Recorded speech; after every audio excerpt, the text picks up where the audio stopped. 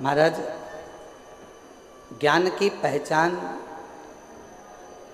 बहस से होती है। एक सास बहू की आपस में जो बहस चलती है उससे ये पहचान हो जाती है कि बहू में कितना ज्ञान है।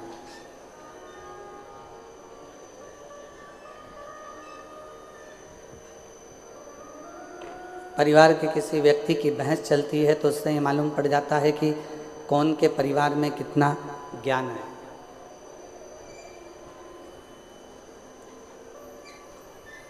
एक बहस की पहचान, एक ज्ञान की पहचान उसकी आपसी भाषा की बहस से हो जाती है।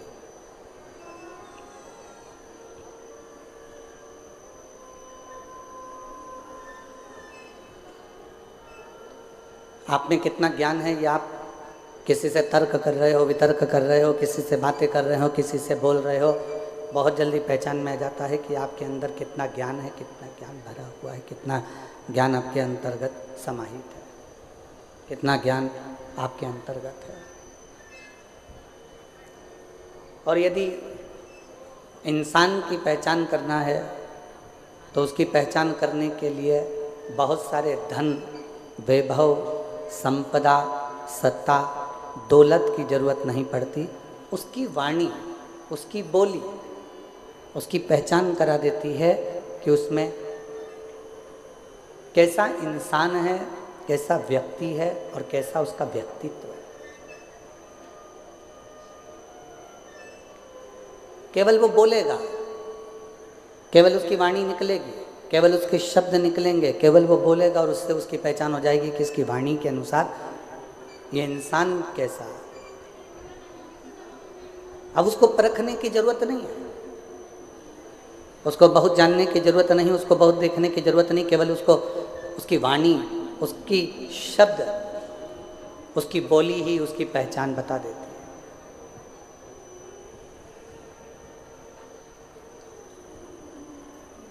और शिव महापुराण की कथा कहती है, परिवार की पहचान किसी दूसरी चीज से नहीं होती। घर के संस्कार हमारे परिवार की पहचान बता देते हैं कि हमारा परिवार कैसा है। एक बच्चों का संस्कार,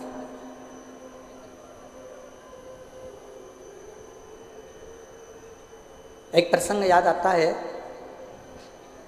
और ये केवल कोई कथा नहीं है, ये ओरिजिनल प्रसंग है जिसको हमने अखबार में पढ़ा था।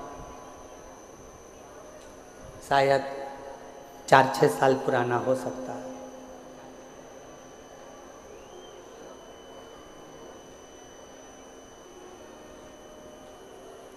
एक माता पिता ने अपने लड़के की शादी एक लड़की से पक्की कर दी।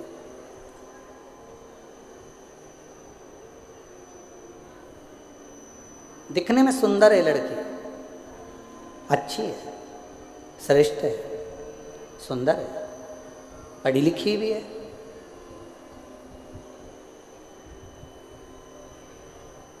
दिखने में उसकी सुंदरता भी है, पढ़ी लिखी भी है और अच्छी भी है। विवाह पक्का हो गया, सगाई हो गई, संबंध जुड़ गया। अब जो लड़के के पिताजी थे उनके घर में कोई लड़की नहीं थी, तो जिस लड़की से उनका संबंध जुड़ा था उसको उन्होंने बेटी मान लिया और बेटी माना। और ये मन में विचार करा कि ऑफिस जाता ही हूँ, बीच में लड़की वालों का घर पड़ता है, कभी कभी चले जाया करूँगा, मिल के आ जाया करूँगा।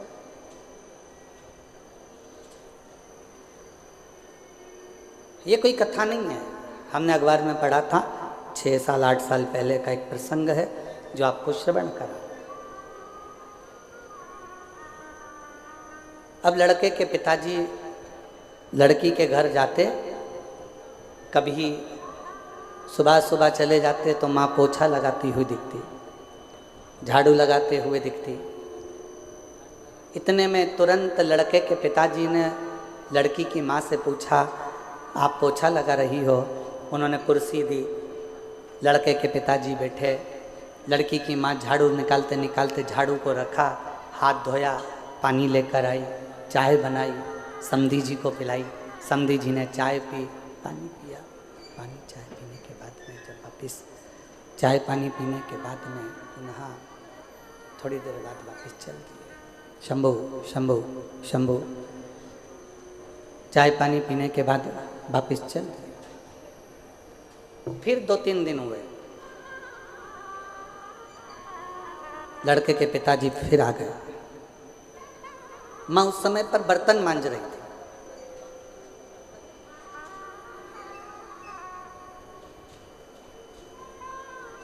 ससुर जी ने पूछा, समधी जी ने पूछा, क्यों साहब समधी जी कहाँ गए? कहा वो काम से गए।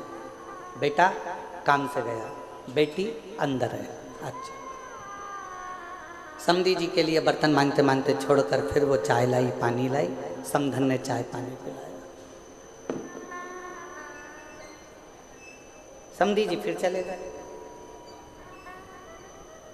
1.5 महीने के बाद फिर समधी जी आई। समधन कपड़े धो रही थी, आवाज़ लगाई, दरवाज़ा खोला, फिर आए, फिर पूछा सब कहाँ हैं? तो कहा कोई वहाँ, कोई वहाँ, कोई वहाँ। हाथ धोया, पानी लाई, कुछ नाश्ता बना के रखा था, नाश्ता लेकर दिया। 15 दिन के बाद फिर समधी जी आए। सास ने, लड़की की माँ ने फिर वैसा कि वैसे किया। अब समधी जी ने एक पत्र लिखकर भेजा कि हमारी तरफ से ये रिश्ता कैंसिल करा जाता है, हमको ये संबंध नहीं रखना, हमको ये रिश्ता नहीं रखना। लड़की के माँ बाप ने पूछा साहब आपका हमारा इतना अच्छा प्रेम है, संबंध है, फिर आप लड़का लड़की का ये संबंध क्यों नहीं रखना चाहते? तो लड़के के पिता ने पत्र भेजकर लिखा, हमें हमारे घर में बहू चाहिए जो अपने माँ बाप का आदर करती हो, वो आदर अपने सास ससुर का करे। अगर माँ घर में बर्तन मांज रही है और बेटी घर में मोबाइल चला रही हो, माँ कपड़े धो रही हो और बेटी लैपटॉप चला रही हो, माँ झाड़ू लगा रही हो और बेटी अपने कमरे में सो रही हो, माँ पूरे घर का काम कर रही हो और बेटी आराम से बैठकर अपने कमरे से बाहर ना निकल रही हो, तो हमको टेबल पर सजाने के लिए गुलदस्ता नहीं चाहिए, हमको बहू चाहिए, हमको बहू चाहिए। खूब पढ़ाओ बेटियों को। यशु महापुराण की कथा कहती है, शंकर जी की 6 लड़कियों को शंकर जी ने अलग अलग गुरु के गृह में पढ़ने के लिए भेजा था। शायद दुनिया का पहला पिता होगा जो अपनी बेटी को शिक्षा अध्ययन करने के लिए भेजे थे, वो देवाधिदेव महादेव थे, वो भगवान शंकर थे, वो भगवान शिव, वो घरदानी देवाधिदेव महादेव भगवान शंकर थे। खूब पढ़ाओ बेटी को, अच्छी एजुकेशन दिलाओ बेटी को, अच्छा कॉलेज दिलाओ बेटी को, अच्छे स्कूल में पढ़ाओ बेटी को, तुम्हारी कैपेसिटी से ज़्यादा अध्ययन कराओ बेटी को। पर निवेदन है अपनी घर की बेटी को एक संस्कार जरूर देना कि अगर माँ थकी हुई दिख रही हो तो बेटी कहे मम्मी भले मैं ऑफिस से आई हूँ, तुम बैठो, मैं चाय बनाकर तुम्हारे लिए भी लाती हूँ और मेरे लिए भी लेकर आई। माँ आप रुको, थोड़ा काम मैं करती हूँ, आप बैठे रहो, मम्मी टेंशन मत लो, मैं कर दूंगी ना, हो जाएगा ना, चिंता मत करो, चलो बैठो, पापा चिंता मत करो। जिस घर की बेटी का संबोधन, जिस बेटी के घर के शब्द अपने माँ बाप के लिए इस तरह के निकलते हैं, समझ लेना वो बेटी अपने ससुराल में थोड़ी तंगी में भी अपनी जिंदगी का बसर सही से कर सकती है, कर सकती है। थोड़ी तंगाई आएगी, थोड़ी तकलीफ आएगी, पर उसमें भी वो अच्छे से जिंदगी का बसर कर सकती है, जिंदगी श्रेष्ठ जी सकती। आज के ज़माने में हम सहनशीलता नहीं दे पा रहे, शिव महापुराण की कथा कहती है परिवार की सबसे बड़ी पहचान होती है उसके घर के संस्कार। मेरे ओघड़दानी मेरे शंकर भगवान के परिवार की सबसे बड़ी पहचान है उनके घर के संस्कार। राजा नहुष के घर में तकलीफ आई और शंकर भगवान की बेटी अशोक सुंदरी ने अपने पति के साथ कदम से कदम मिलाकर कार्य करना प्रारंभ किया। शिव जी के दामाद का नाम था राजा नहुष। शंकर जी की बेटी राजा नहुष के साथ ब्याही थी।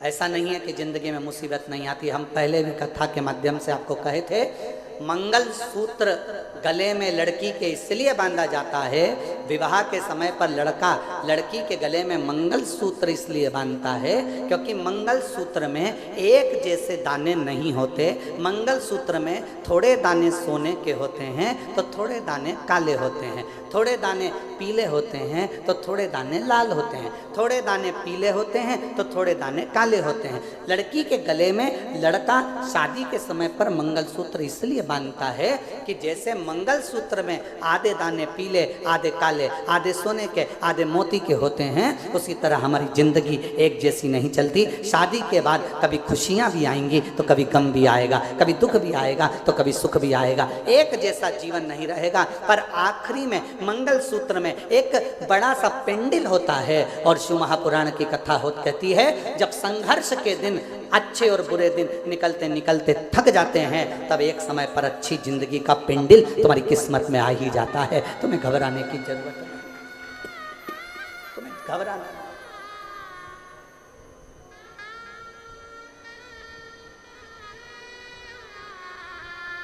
एक अच्छे परिवार की पहचान, एक अच्छे परिवार की पहचान उसके घर के संस्कार से होती है। कैसा संस्कार है उसका, ये उसके घर की पहचान बता देती है। इसलिए फिर निवेदन है कि मत बुरे कर्म कर वरना, सब बोलो सब, भगवान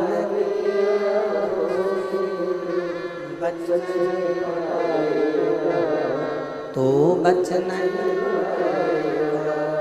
अरे ओ अज्ञानी मत करना, अरे ओ अज्ञानी तेरे तू ही पाएगा जैसा किया तूने, तेरे आगे मत बुरे वरना पछताए, भगवान की आँखों से बच नहीं, तू बच नहीं पाएगा, अरे ओ अज्ञानी मत करना। अब अच्छे परिवार की पहचान बताने का सबसे सुंदर तरीका है आपके घर का संस्कार। आपके घर का संस्कार कैसा? कोई आया, आप खड़े होकर उससे मीठी वाणी में बात कर लिए, जल का पूछ लिए, प्रणाम कर लिए, नमन कर लिए, सत्कार कर लिए, उतने में पहचान हो जाती है कि परिवार कैसा।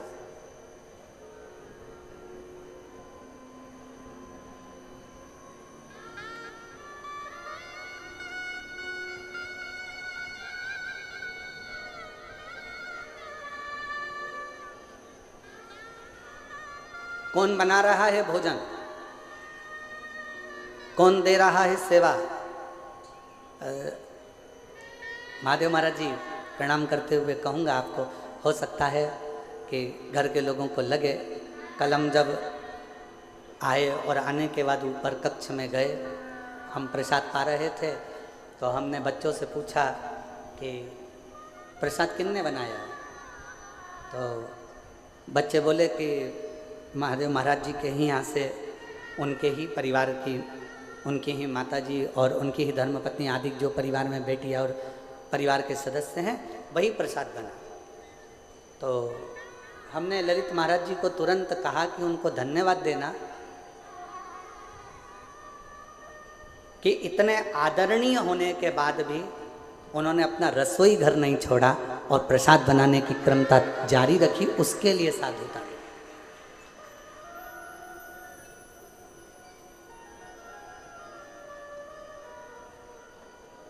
अन्नपूर्णा का घर जब अन्नपूर्णा खुद संभालती है ना, अन्नपूर्णा का घर जब घर की माँ स्वयं संभालती है ना, तो उस रसोई घर में रसोई का स्वाद स्वयं अन्नपूर्णा महारानी आकर देना प्रारंभ कर देती है, स्वयं माँ देती है।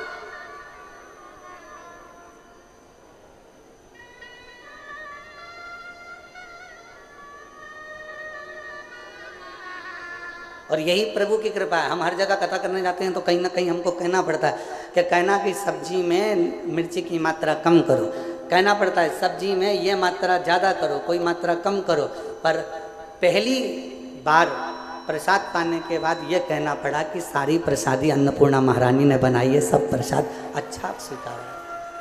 कहना ही नहीं पड़ा। क्यों? क्योंकि घर की मर्यादा, संस्कार और घर के नियम ये मूल हो।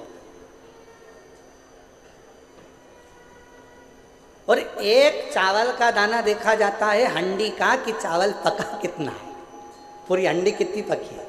हमने तुरंत फिर ललित महाराज से कहा, अब ये विश्वास कहता है कि जब इतना सुंदर प्रसाद यहाँ बना है तो चाकरवाड़ी में जो कथा हो रही है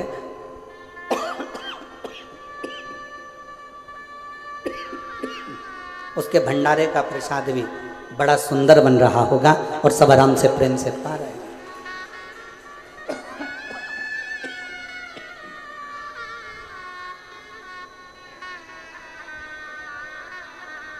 ये प्रेम बता देता है, ये आनंद बता देता है।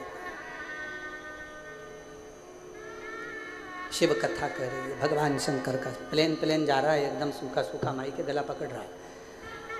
शिव कथा कह रही है, भगवान शंकर का चरित्र कह रहा है, शिव तत्व कह रहा है, शंकर की कथा कह रहा है।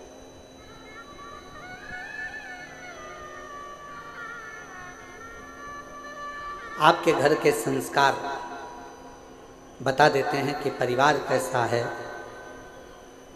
आपकी बोली बता देती है इंसान कैसा है, आपकी बहस एक दूसरे के प्रति तानाकसी बता देती है कि आपका ज्ञान कैसा है।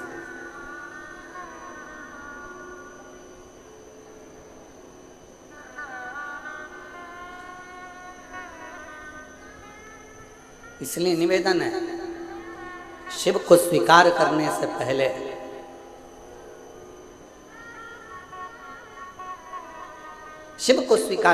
पहले सद्गुरु श्री संत ज्ञानेश्वर माउली जी की इस पवित्र धरा से कहूँ मैं आपको कि शिव को स्वीकार करने से पहले अपने भीतर के अहंकार को, अपने भीतर की अभिमतता को, अपने भीतर के अहम को तुम्हें दूर फेंकना पड़ेगा। तब आपके भीतर शिव तत्व प्राप्त कर सकते हो। तब शिव को अपने अंदर आप बिठा सकते। कितना कठिन। देवराज नाम का ब्राह्मण कुल में जन्म ले लेता है, ब्राह्मण कुल में पैदा होता है, ब्राह्मण कुल में रहता है, ब्राह्मण के घर में जन्म लेता है, ब्राह्मण के कुल में जन्म लेता है और आखिरी में वो अपने पथ से भ्रष्ट हो जाता है।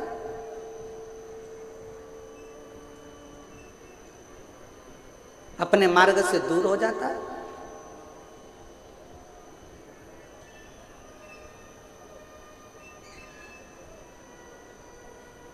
जरूरी नहीं है। एक साधारण से परिवार में चर्मकार जी के घर में भी एक बालक जन्म लेते हैं, संत श्री रविदास जी महाराज। चमड़े का जूता बनाते बनाते भी संतों की श्रृंखला में प्रथम गिनती में आ जाते हैं, वो संत श्री रविदास जी हो जाते हैं।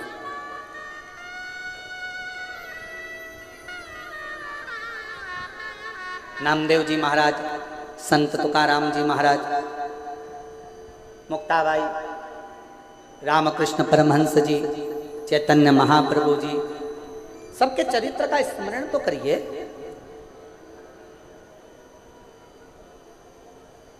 संत श्री नामदेव जी महाराज को एक बार रोक लिया गया, कीर्तन कर रहे थे, विठल विठल विठल विठल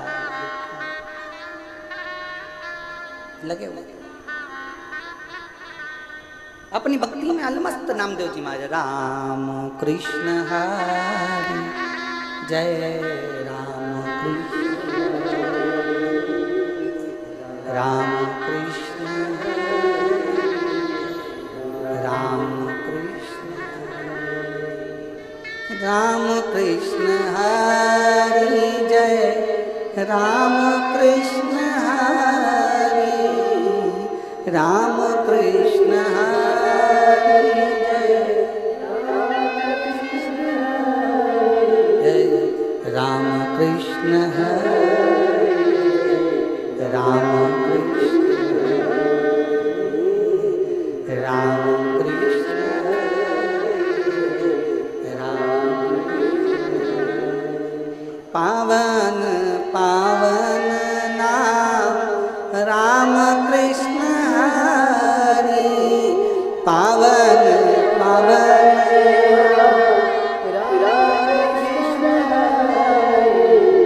राम कृष्ण हरि जय राम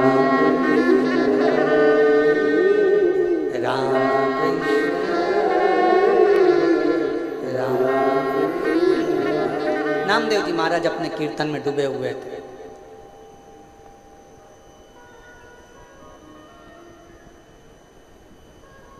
जो भगवान को मानता ही नहीं था, जो कभी भगवान पांडुरंगा को जानता ही नहीं था, जो कभी हरि विठल का स्मरण करता ही नहीं था, जिसने कभी मंत्र जाप नाम जाप कीर्तन किया ही नहीं था, उसने नामदेव जी को कीर्तन करते करते रोक दिया।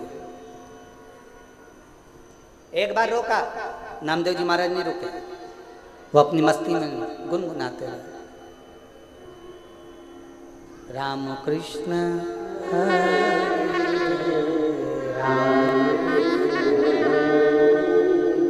राम कृष्ण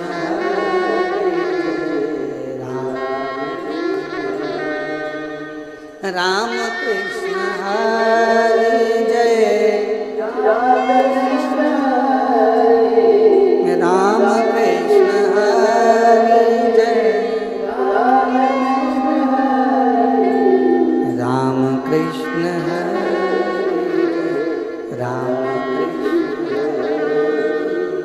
राम कृष्ण राम। फिर रोका नामदेव जी महाराज को, और जैसे नामदेव जी महाराज को रोका तो नामदेव जी महाराज अपनी कीर्तन में डूबे।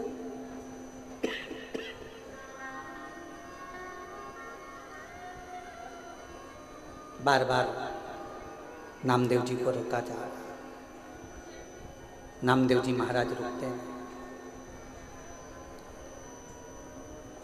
फिर रोका, फिर नहीं रुके। आखिरी में नामदेव जी महाराज थोड़ी देर स्तुप्त होकर खड़े हो गए, हाथ में वीणा और करताल।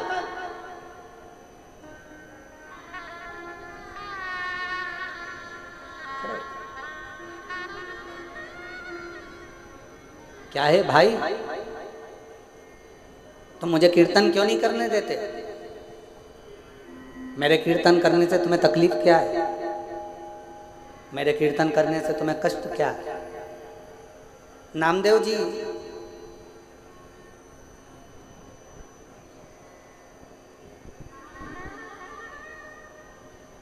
भगवान कभी दिखता ही नहीं है, तो फिर कीर्तन किसका कर रहे हो? नामदेव जी बोले, भगवान भले ना दिखे पर भगवान हमारे अंदर, तुम्हारे अंदर, संपूर्ण जगत के अंदर मेरा पांडुरंगा हरि विठल समाहित रहता है। हर एक के अंदर मेरा पांडुरंगा हरि विठल सब में समाहित रहता है, सब में समाहित। हम कैसे मान सकते हैं? नामदेव जी ने एक लोटा पानी मंगवाया, एक डब्बी नमक मंगवाया, सामने वाले व्यक्ति को दिखाया ये क्या है? नमक। ये क्या है? पानी। नमक लिया 2 चम्मच, सामने वाले से नामदेव जी ने पूछा ये क्या है? नमक। पानी में डाल दिया। फिर नमक लिया, पूछा ये क्या है? नमक। पानी में डाल दिया। नामदेव जी महाराज ने पानी को चम्मच से हिला दिया, घोल दिया। अब नामदेव जी महाराज ने पूछा बता इसमें नमक कहाँ गया?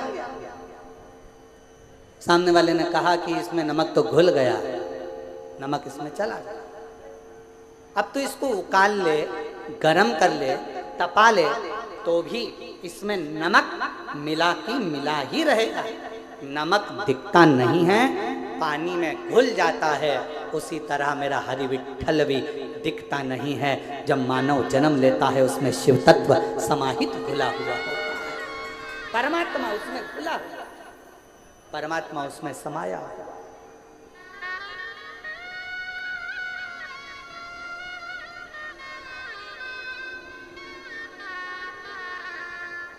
और उस परमात्मा को जानने के लिए कुछ नहीं करना, हमें देखना नहीं है, परमात्मा को महसूस करना। भगवान हमारे अंदर है कि नहीं, इसको महसूस करने के लिए ही हमारा कीर्तन, भगवान का मंत्र जाप, शिव महापुराण की कथा, भगवान का स्मरण, भगवत नाम, भगवान की कथा, ये सब हो।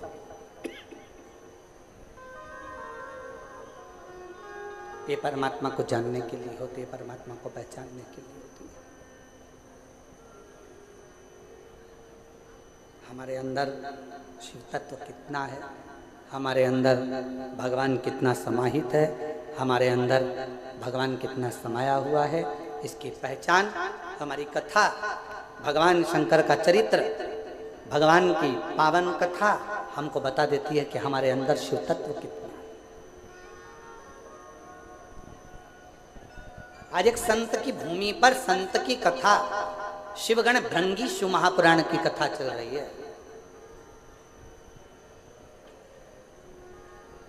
और कितना विचित्र शिव भक्त होगा, जरा विचार करिएगा। जिसने वर में मांग लिया था भगवान शंकर से कि अगर कोई पत्ती भंवरा झूठा भी कर दे तो तुम स्वीकार कर लेना, कोई पुष्प यदि भंवर भ्रमरा झूठा भी कर दे तो तुम स्वीकार कर लेना। और कितनी बड़ी शिव भक्ति होगी, जरा विचार करिएगा। भगवान को चढ़ने वाला फूल अगर धो लिया जाता है, उसको धो देते हैं, तो भगवान उस फूल को स्वीकार नहीं करता। भगवान को चढ़ने वाला फूल पेड़ पे से टूटता है और टूटा हुआ फूल भगवान को चढ़ता है तो भगवान स्वीकार करते हैं, पर धोया हुआ फूल भगवान स्वीकार नहीं करते, क्योंकि वो भंवरे का झूठा होगा तो शिव को स्वीकार।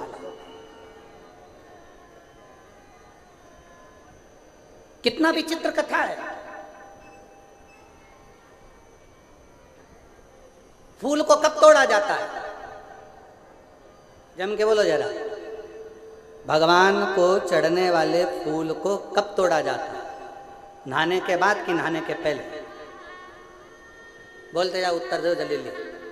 चाकरवाड़ी में बैठे हो, जरा अच्छे दमदारी से उत्तर दो। महाराष्ट्र वाले इतने धीमे बैठे रहेंगे तो हो गया कल्याण पूरे देश का।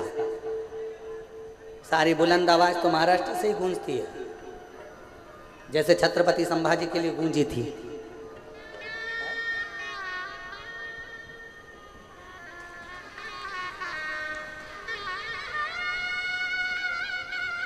बोल बम का नारा है, आवाज नहीं आई, दमदारी से बोलो। बोल बम का नारा है, सारी समस्या का हल श्री शिवाय। भगवान के लिए फूल कब तोड़ा जाता है? नहाने के बाद कि नहाने के पहले?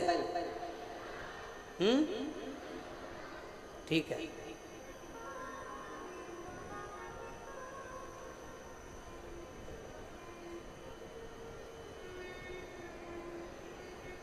चलो अब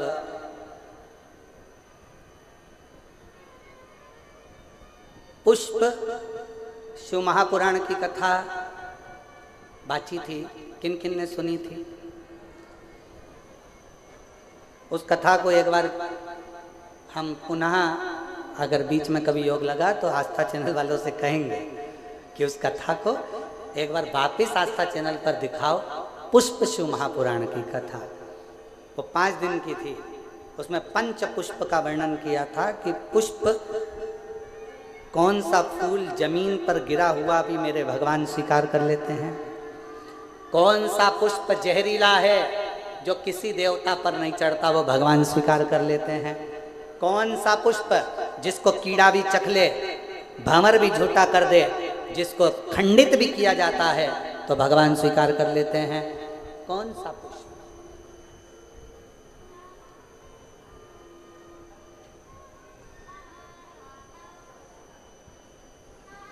कौन सा पुष्प।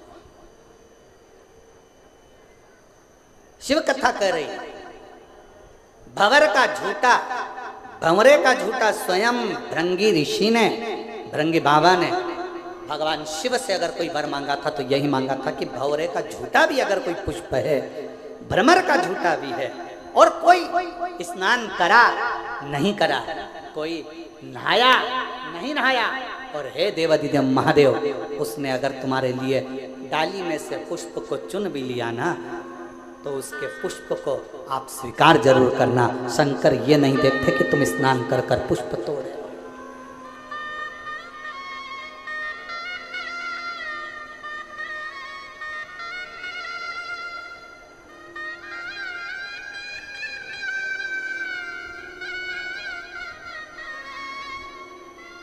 बस वो तो हृदय से मांग लो, हृदय से। हे त्रिपुंडधारी, हे त्रिशूलधारी, हे त्रिपुंडधारी,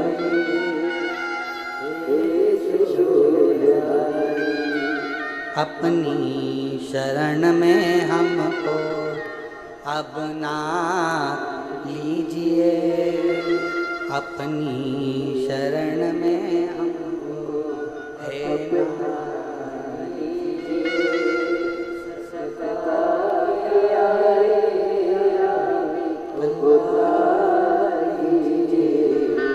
उद्धार कीजिए, हे त्रिपुंडधारी, हे चरणों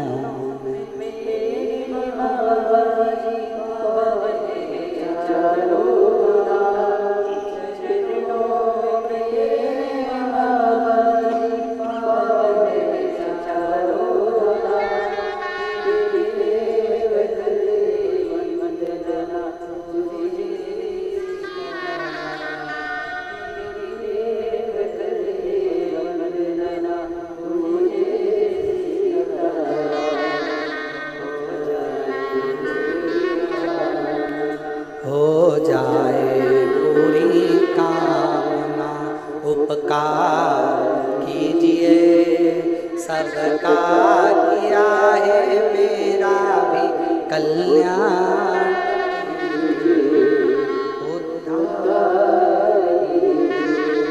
हे त्रिपुंडधारी, हे त्रिशूलधारी। भगवान ये कभी नहीं देखता कि तुम स्नान कर कर पुष्प तोड़े कि स्नान के बाद पुष्प तोड़े। भगवान ये देखता है कि तूने मन कितना पवित्र रखा।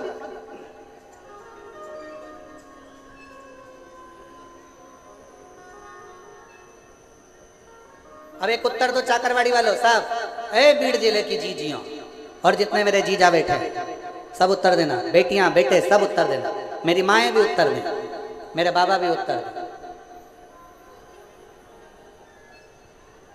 मरने से पहले भगवान का नाम लेना जरूरी है कि नहाना जरूरी है?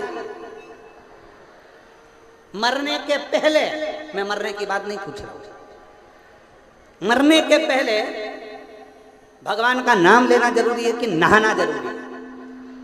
चलो बोलो, जल्दी जल्दी बोलो। भगवान का नाम लेना जरूरी है। अब तुम्हारे पास में 2 ऑप्शन सजाएं कि नहीं बहुत बदबू आ रही है, पहले मैं नहा लूं फिर मरूंगी, राम नाम बाद में लूंगी, कृष्ण नाम बाद में लूंगी, शिव नाम बाद में लूंगी, भगवान का नाम बाद में नहीं। प्राण छूटने वाले हैं अंतिम क्षण चल रहा है।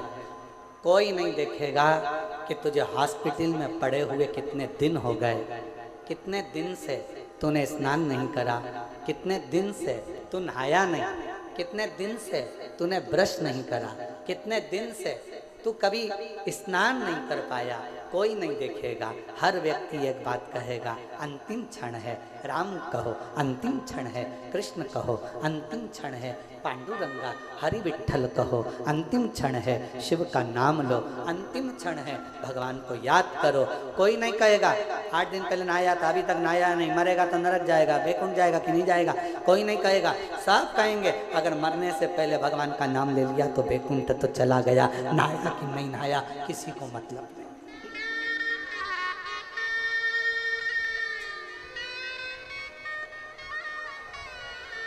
कोई नहीं जानेगा।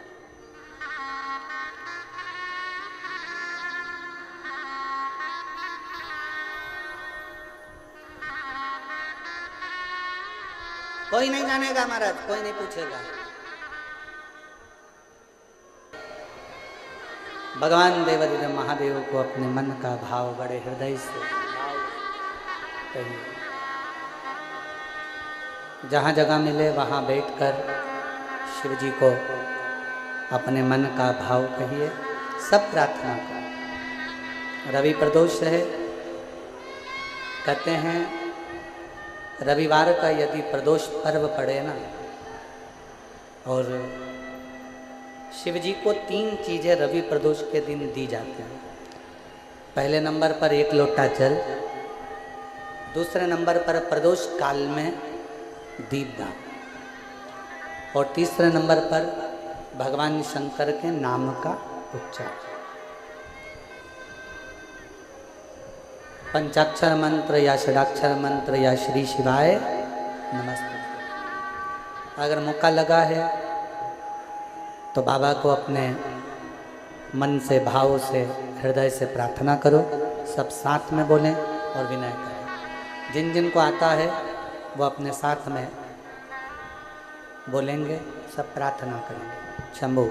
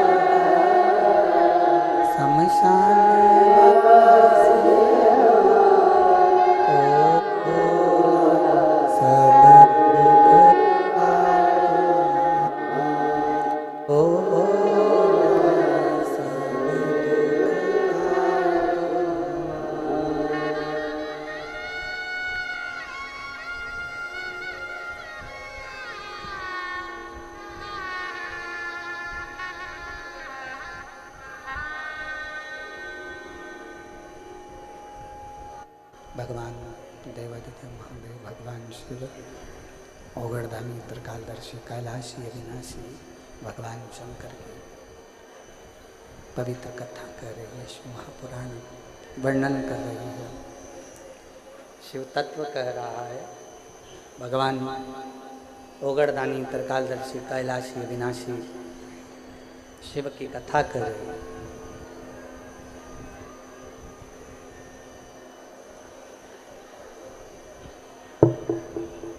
हरि विठ्ठल पांडुरंगा शिव नारायण आप में और हम में सब में समाये, कोई विभाजन नहीं है। देवराज नामक का ब्राह्मण कुल में जन्म लेने के बाद भी शिव को नहीं जानता। मृत्यु लोक में अगर आपका और हमारा जन्म हुआ है और हम शंकर को नहीं पहचान पा रहे तो समझ लेना कि हमको फिर ना जाने कितने कितने जन्म लेना पड़ सकते हैं। कितने जन्म। जिस पर भी हो गई तेरी कृपा करुणा वो भव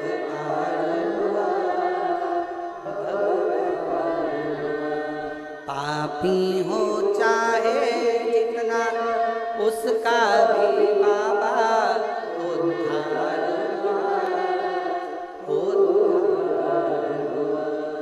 गिद्ध अजामिल गणिका जैसे तेरे मन को जरा सी हम तेरी कृपा का भरोसा कब किस पर हो जरा सी। भगवान देवादिदेव महादेव से जो प्रार्थना करी जाए, निवेदन करा जाए, जो उससे विनय करी जाए, विनती करी जाए, उससे कहा जाए, वो सुनता है, श्रवण करता है। आप दिल से उसको पुकारिए, दिल से उसको प्रार्थना करिए, दिल से निवेदन करिए, सुनेगा।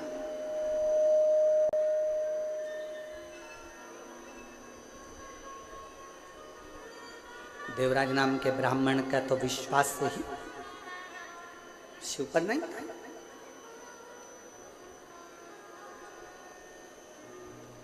ब्राह्मण कुल में जन्म जरूर ले लिया था, ब्राह्मण कुल में पैदा जरूर हो गया था, पर ब्राह्मण तत्व से दूर था, ब्राह्मण तत्व से दूर था। चोरी का धन लेकर जा रहा था, शरीर में ताप पड़ गया, सामने टूटा सा शिवालय था। सोचा शरीर में थोड़ा सा ठंड लग रही है, दुबक कर बैठ जाऊंगा तो हो सकता है शरीर में थोड़ी सी गर्मी आ जाए।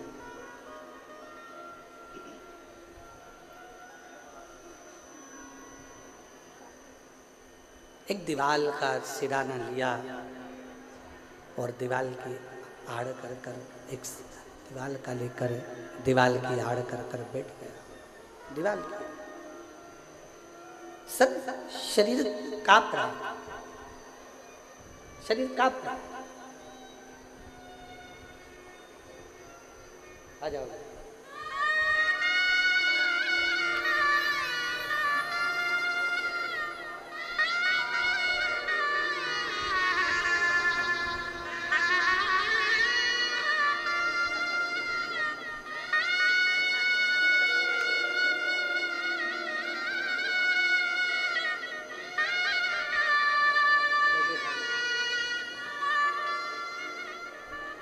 छाती में एक गठान पहले हुई जिसका ऑपरेशन करवाया, दूसरी गठान फिर हुई। शिव पर भरोसा कर कर बेलपत्र और शिव का चढ़ा हुआ जल पीना प्रारंभ करा। ऑपरेशन की जरूरत नहीं पड़ी, दूसरी गठान अपने आप गल गई। ये शिव की उदारता। एक बार जोरदार ताली बजाएं। साधु शिव तत्व, शिव कथा कर रही है। प्रेशर बढ़ाओ, प्रेशर नहीं आ रहा है, गला पकड़ रहा है। शिव तत्व कह रहा है, भगवान शंकर का चरित्र कह रहा है, शिव महापुराण की कथा कर रहा है, भगवान शंकर का पवित्र चरित्र वर्णन कर रहा है। देवराज शिव को नहीं जानता, भगवान शंकर के मंदिर कभी नहीं गया, ना शंकर को कभी प्रणाम करा, ना निवेदन करा, ना प्रार्थना करी। पहली बार शिव के मंदिर में दीवार के पास टिक कर, शिव जी के मंदिर में टिक कर दीवार के पास लग कर शरीर कांप रहा था, बैठ गया। उसको क्या मालूम था कि अंदर शिव महापुराण का कोई पाठ कर रहा था और वो आवाज उसके कानों में पहुंची, वो शब्द उसके कानों में पहुंचा, वो आवाज, वो शब्द उसके कानों में पहुंचा। थोड़ी थोड़ी देर में जो कथा कह रहे थे वो आवाज लगा रहे थे, हर हर महा। इसको थोड़ा क्रोध आया, गुस्सा आया। एक तो शरीर में कष्ट है, ऊपर से इतनी तेज तेज आवाज लगा रहे हो, इतना तेज तेज चिल्ला रहे हो। वहां से वो उठकर चल दिया।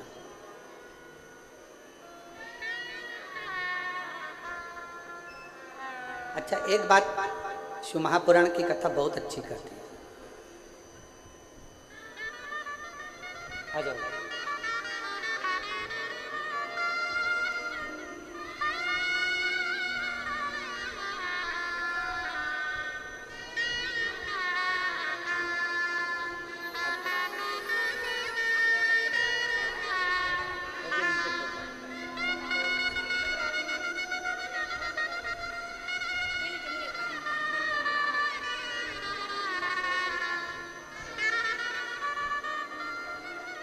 जो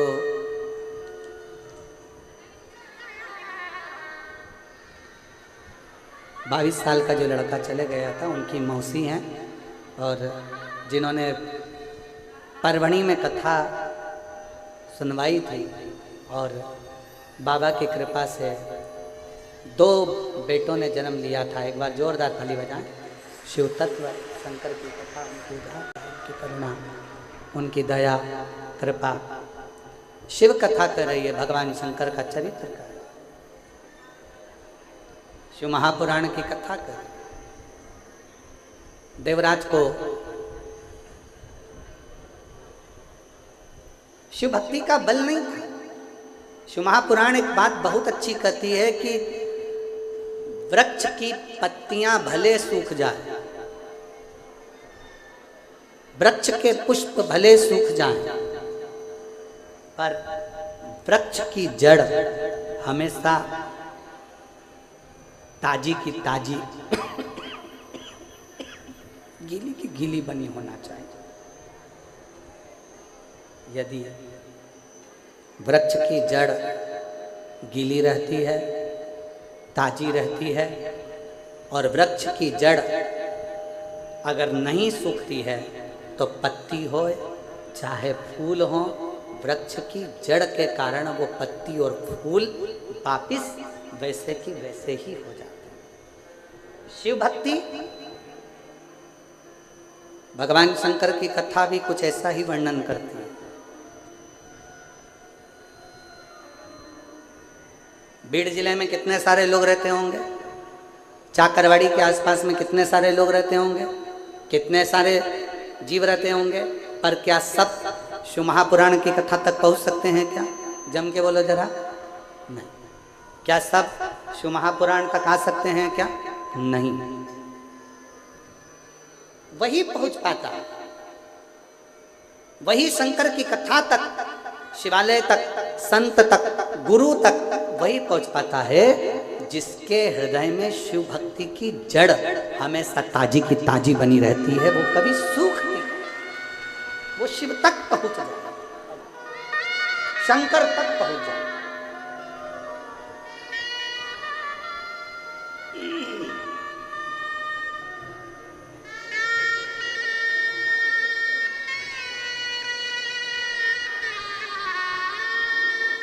पंद्रह वर्ष के बाद हुआ है।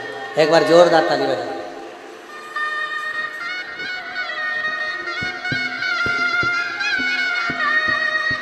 शंभो।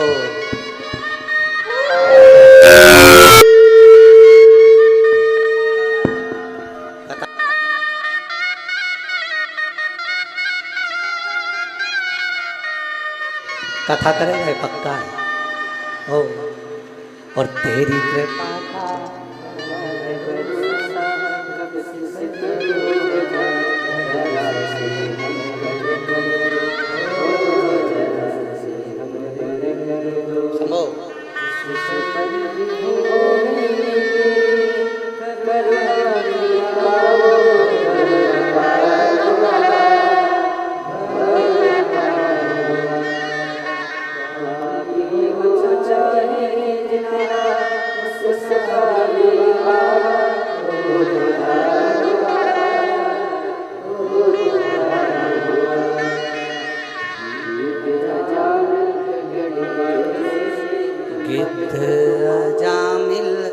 गणिका जैसे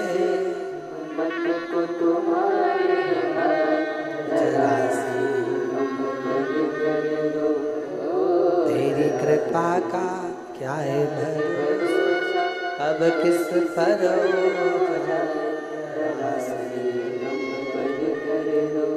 शिव तत्व कहता है। अगर कभी पूर्व का कोई हमारा और आपका संग रहा हो, कोई पूर्व का शिव और आपका संग रहा हो, तो वो संग एक ना एक दिन शिव भक्ति में दृढ़ता उत्पन्न कर देता, शिव भक्ति में दृढ़ता दे देता।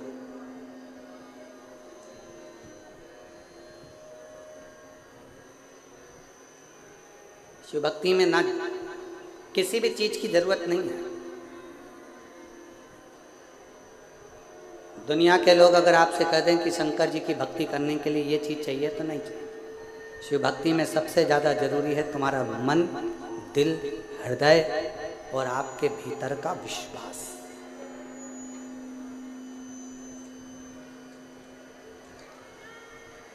आपके अंदर जितना जितना भरोसा, जितना जितना विश्वास, जितनी जितनी दृढ़ता तुम्हारे अंदर होगी, शिव तुम्हारे उतने करीब आता चले जाएगा।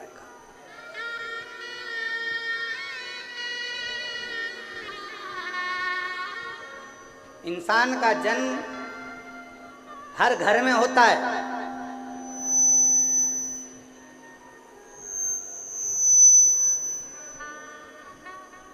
इंसान का जन्म हर घर में होता है, पर इंसानियत का जन्म हर घर में नहीं होता है। इंसान जन्म ले सकता है हर घर के अंदर, पर इंसानियत हर घर में जन्म नहीं लेती है। इंसानियत वहीं जन्म लेती है जहां का पूरा भार स्वयं शिव पर आधारित है। एक बात आप लोगों से पूछे, जरा उत्तर दीजिएगा। गाड़ी चलती है, 4 व्हीलर चल रही है, 2 व्हीलर चल रही है, दचके किसको सहन करना पड़ते हैं? खड्डे किसको सहना पड़ते हैं? टायर को, चक्का को, रिंग को।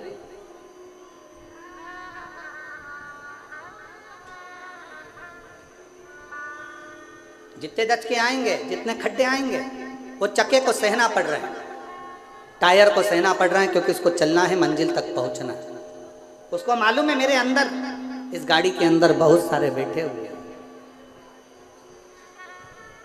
इन सबको मंजिल तक पहुंचाना है। ये भार उसके ऊपर बना हुआ है, उसको चले जाना है। डामर की रोड आएगी तो भी उसको चलना है, सीमेंट की रोड आएगी तो भी उसे चलना है, बड़े बड़े खड्डे आएंगे तो भी उसे चलना है। उसको केवल चलना ही चलना है, बढ़ते ही जाना है, उसको रुकना नहीं है, केवल चलना है। उसी तरह शंकर का जो भक्त होता है, शिव की उपासना करने वाला होता है, शंकर की आराधना करने वाला होता है, शिव की स्तुति करने वाला होता है, शिव का स्मरण करने वाला होता है, उसको मालूम है कि मंजिल तक मुझे लेकर पूरे परिवार को, कुटुंब को जाना है। बीच में मुसीबतों के खड्डे भी आएंगे, बीच में रोड आड़ी टेढ़ी भी आएगी, बीच में सीमेंट की भी आएगी तो डामर की भी आएगी, ना जाने कैसा कैसा क्रम आएगा, पर मुझे चलते जाना, बढ़ते जाओ।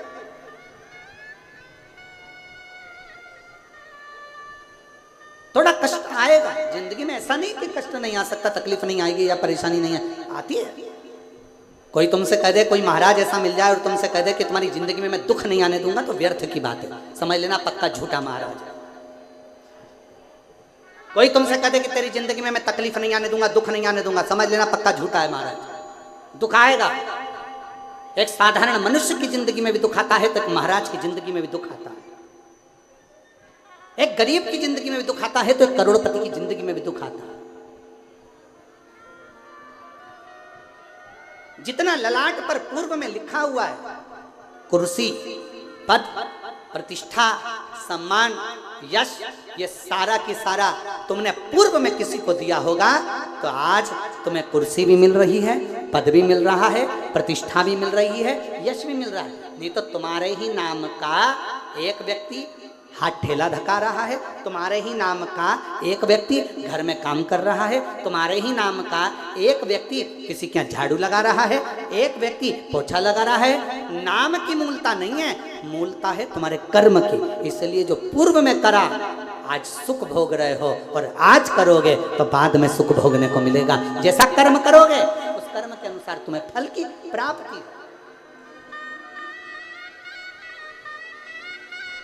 ये कर्म की प्राप्ति। और कोई अच्छे जन्म के, कोई पूर्व अच्छे कर्म मुझे बाबा, पिछले जन्म के मुझे बाबा।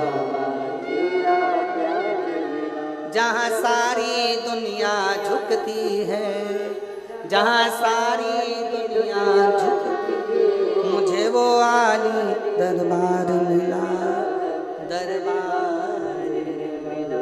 कोई पूर्व का सुख होगा जो आज मिल रहा है, कोई पूर्व का अच्छा कर्म होगा जो आज मिल रहा है।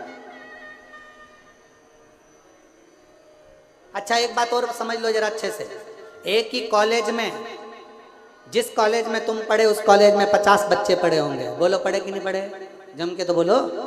जिस स्कूल में तुम पढ़े उसमें 50 बच्चे पहले भी पढ़े होंगे। जब तुम जन्मे उसी तारीख को लाखों लोग जन्मे होंगे। बोलो जन्मे कि नहीं जन्मे। जिस समय तुम जन्मे उस समय भी, या तो हमारा साइंस कहता है हर घड़ी हर पल लाखों लोग एक साथ जन्म लेते हैं, तो क्या सारे की सारे करोड़पति बन जाते हैं? क्या सारे के सारे मिनिस्टर बन जाते हैं? क्या सारे के सारे मंत्री बन जाते हैं? क्या सारे के सारे अच्छे औहदे पर पहुंच जाते हैं? नहीं। एक तो पूर्व जन्म का कोई अच्छा कर्म, दूसरी आपकी जिंदगी की मेहनत, आपका परिश्रम, आपका लगन और आपकी मेहनत आपको एक ना एक दिन मंजिल तक ले जाकर छोड़ देती है। यह आपका कर्म मूल है। तारीख वही है।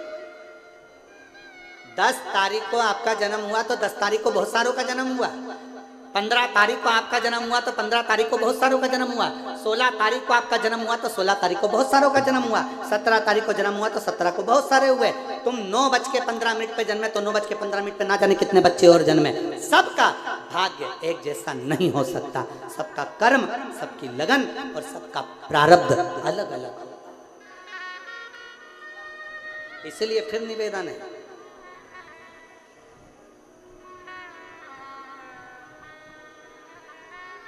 जो दिया मेरे परमात्मा ने, जो दिया मेरे शंकर ने, जो दिया मेरे ओघड़दानी ने, वो कम नहीं दिया। खुश हुआ करो, भगवान को हर पल धन्यवाद दिया करो कि तूने मुझे जो दिया वो कम नहीं दिया। कम नहीं करते हो भोले बाबा, मेरा नाम हो भोले आपकी सब काम हो, शंभु आपके सब काम हो। शिव महापुराण की कथा कहती है शंकर पर करा गया विश्वास कभी टूटता नहीं है। एक प्रसंग बड़ा सुंदर स्कंद पुराण का है। 2 चींटी एक नमक के ढेर पर रह रही, एक शक्कर के ढेर पर।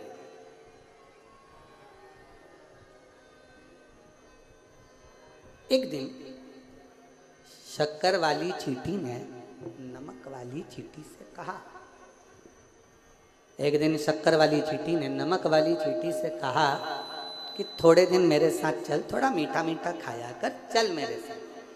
अब नमक वाली चींटी ने सोचा मैं जा रही हूँ, क्या पता खाने को मिले कि नहीं मिले। उसने एक नमक की डिली चींटी ने अपने मुंह में फंसा, चली गई अपनी सहेली के साथ शक्कर की।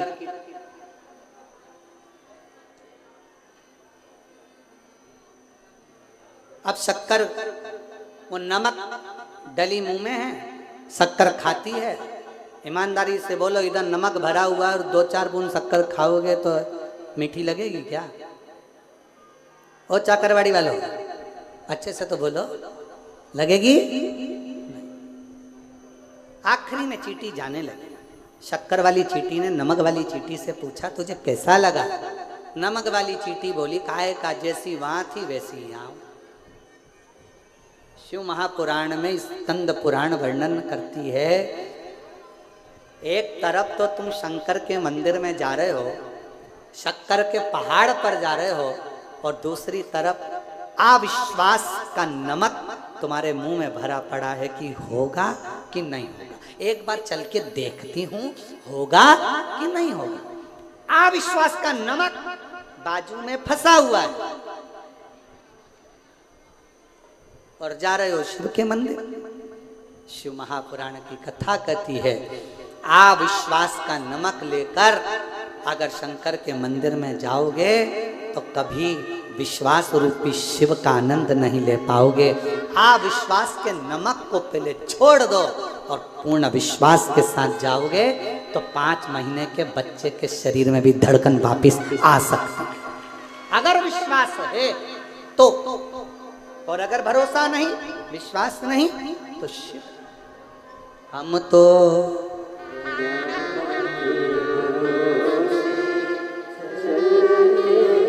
सब बोलो, सब जितने बैठे हैं चाकरवाड़ी के सब बोलो, हम तो हे भरोसे, हम तो बाबा के ये दुनिया वाले, ये दुनिया डमरू वाले के भरोसे, काशी वाले के भरोसे, भोले बाबा के भरोसे। एक विश्वास रखिए, और जितना विश्वास रखकर, जितना भरोसा रखकर आप शिव जी के नज़दीक जाओगे, जितना भरोसा रखकर आप शंकर जी के करीब में पहुंचोगे, शिव आपके भरोसे को निभाएंगे। और ऐसी कोई दुख नहीं है जो मेरा शंकर काट नहीं सकता, दुख कटेगा।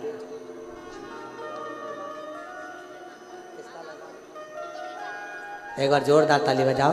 बेटी ने हिम्मत नहीं आ रही, आखिरी में स्वास्थ्य विभाग में सरकारी नौकरी उसकी लगी। एक बार जोरदार ताली बजाओ।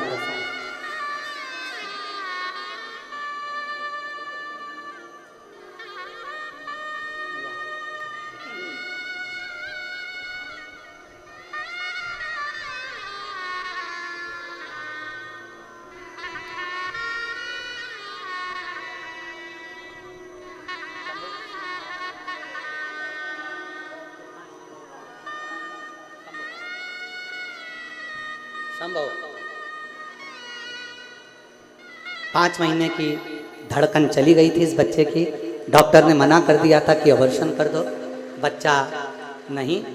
पर माँ के कहने पर श्री शिवाय नमस्तुभ्यम का जाप हॉस्पिटल में फिर से किया और बाबा की कृपा से लाला ने जन्म लिया। एक बार जोरदार ताली बजाकर साधु प्रणाम।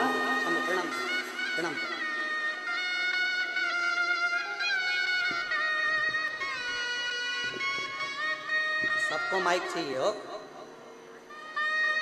शंभो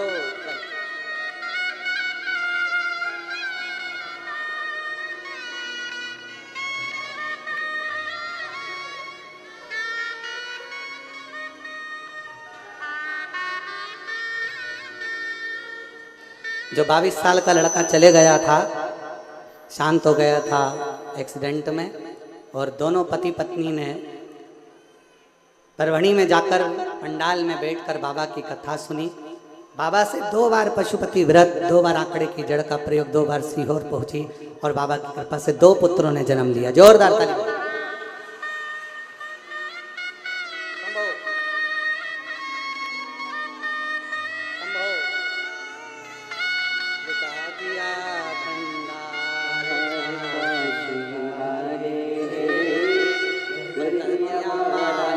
एक बार जोरदार ताली बजा के साथ।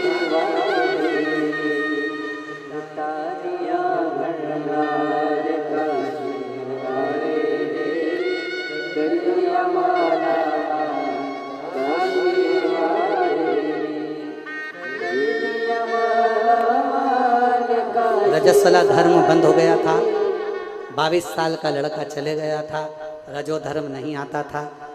डॉक्टरों ने मना कर दिया था कि संतान नहीं होगी, पर लुटा दिया घंटा, कर दिया माला,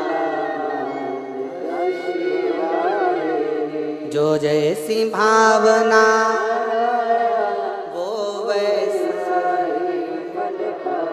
फिर निवेदन है भीड़ के सभी श्रोता भाई बहनों से कहूंगा, ये योग लगाए। चाकरवाड़ी में संत श्री ज्ञानेश्वर महाराज माउली की कृपा हुई है, जो ये कथा आपको मिली है। जो जैसी भावना लाए, जिस भावना से आओगे, जैसे आओगे, जैसे सुनोगे, जो झोली पसार कर बाबा से दिल से जो मांगेगा, जो जैसी भावना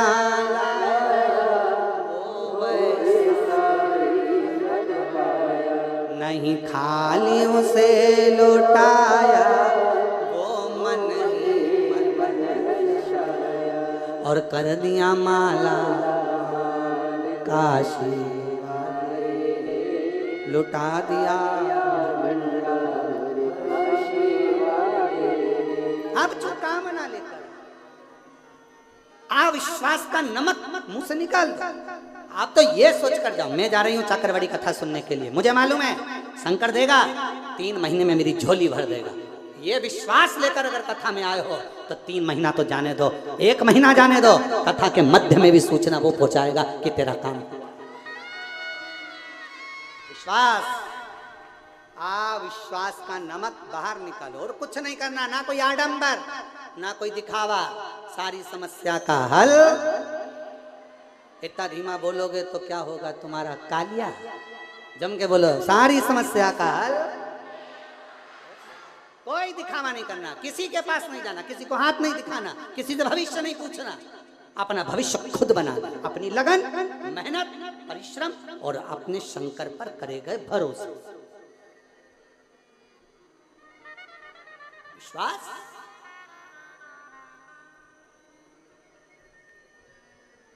चाकरवाड़ी में यह कथा बहुत मुश्किल थी, बहुत मुश्किल। सोमानी जी जानते हैं इस बात को, आगे पीछे होती रही कथा।